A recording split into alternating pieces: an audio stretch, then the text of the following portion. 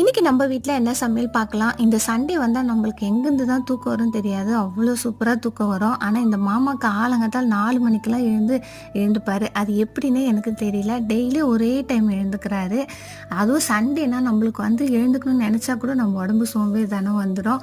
காலையிலே போயிட்டு மட்டனும் சிக்கனும் கொண்டு வந்திருந்தாரு. எனக்கு சிக்கன்னா ரொம்ப பிடிக்கும். அவருக்கு மட்டன் குழம்புனா ரொம்ப பிடிக்கும்.